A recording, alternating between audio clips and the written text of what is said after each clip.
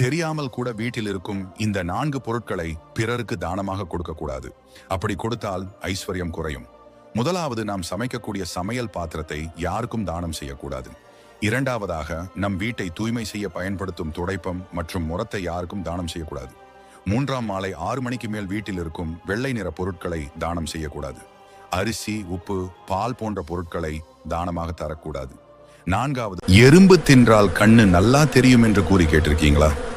தினமும் தானம் தருவது பண்டைய தமிழனின் வாழ்க்கை முறை. அந்த நெறியில் வந்த பழக்கமே தினமும் பச்சரிசி மாவில் வீட்டின் முன் கோலம் போடும் பழக்கம். கோலத்தில் உள்ள அரிசியை காக்கை, குருவி மற்றும் எறும்புகள் உண்டால் அதுவே தானமாகும். எறும்பு அதை தின்றால் நம் கண் பார்வை நன்கு தெரியும் என்பது இந்த நம்பிக்கை.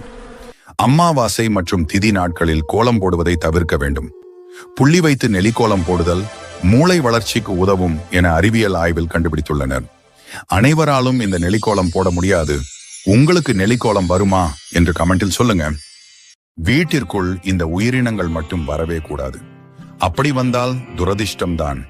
பாம்பு வந்தால் வருமானம் பாதிக்கும். வௌவால் வந்தால் மன கஷ்டம் வரும். தவளை வந்தால் நோய் வரும். கரையான் வந்தால் பணம் கரையும். கருங்குளவி வந்தால் தீயவை நடக்கப் போகிறது என்று அர்த்தம்.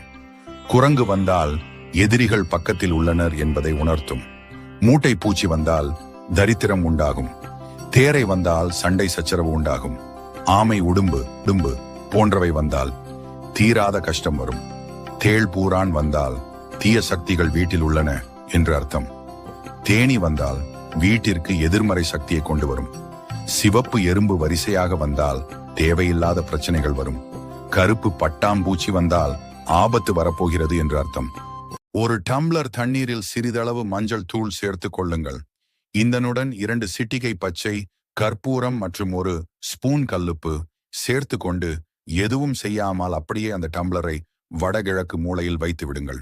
வாரம் ஒரு முறை அந்த டம்ளரில் உள்ள தண்ணீரை மண்ணில் ஊற்றிவிட்டு வியாழக்கிழமை இதேபோல் தண்ணீரை மாற்றி செய்து வாருங்கள். உங்கள் வீட்டில் உள்ள பிரச்சனைகள் தீரும், மகிழ்ச்சி உண்டாகும். ஆடி மாதத்தில் எதெல்லாம் செய்யக்கூடாது தெரியுமா? திருமணம், நிச்சயதார்த்தம் போன்ற சுப நிகழ்ச்சிகள் நடத்தக்கூடாது. புது வீடு குடிபுகுதல், வீடு இடமாற்றம் செய்வது, கிரக பிரவேசம் செய்வதையும் தவிர்க்க வேண்டும். கர்ப்பிணி பெண்களுக்கு வளைகாப்பு நடத்தக்கூடாது. ஆடி மாதத்தில் பெண் பார்க்க செல்வதை தவிர்க்க வேண்டும்.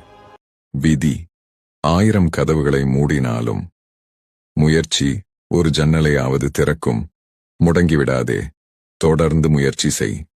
விதி 1000 கதவுகளை மூடினாலும் முயற்சி ஒரு ஜன்னலையாவது திறக்கும்.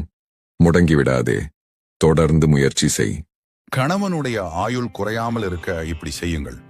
கணவன் மனைவிக்கு இடையே இருக்கும் அன்பும் நெருக்கமும் எப்போதும் குறையாமல் இருக்க வேண்டும் என்று விரும்பினால், இறந்த உங்கள் முன்னோர்களின் படங்களையோ அல்லது கடவுள்களின் படங்களையோ உங்கள் படுக்கை அறையில் மாட்டி வைப்பதை தவிர்க்கவும்.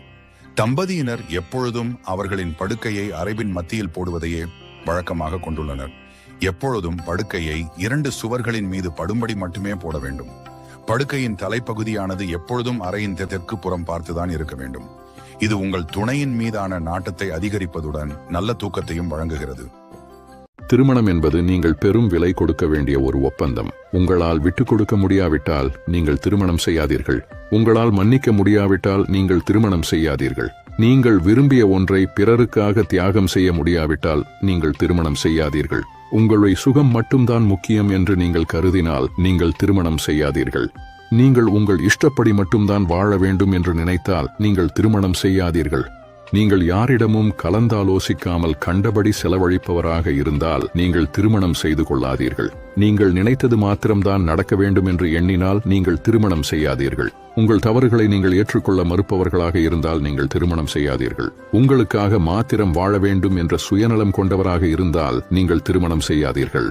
திருமணம் என்பது நம் குணாதிசயங்கள் சோதிக்கப்படும் ஒரு பாசறையாகும். திருமணம் என்பது நாம் நமக்காக மட்டும் வாழும் வாழ்க்கையல்ல, நம்மோடு கைகோர்த்து வருவோருக்காகவும் வாழ்வதாகும். திருமணம் என்பது பணிகளையும் அர்ப்பணிப்புகளையும் பரிமாறிக்கொள்வதாகும். தன் சுகத்தையும் தன் திருப்தியையும் மாத்திரம் பார்ப்பவர்கள் பயணத்தின் நடுவில் சோர்வடைந்து விடுவார்கள். திருமணம் என்பது ஒரு அழகான பந்தம்தான், ஆனால் யாரும் அது இலேசான பந்தம் என்று சொல்லவே. ஆடி வெள்ளிக்கிழமை மறந்தும் கூட இந்த பொருள்களை மட்டும் யாரும் வாங்கிவிடாதீர்கள்.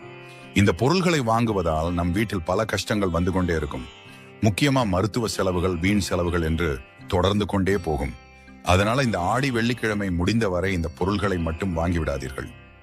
ஆடி வெள்ளிக்கிழமை அன்று கட்டாயம் மின் சாதன பொருள்களை மட்டும் வாங்கிவிடாதீர்கள். அதேபோல் வாகனங்களுக்கு உள்ள பொருள்களையும் இந்த நாளில் வாங்கக்கூடாது. கடனாக பணம் வாங்கி அதில் எந்த ஒரு பொருள்களையும் வாங்கக்கூடாது. வீடுகளுக்கு தொழில் தொடங்கும் பொருள்களை இன்னைக்கு வாங்கி வரக்கூடாது.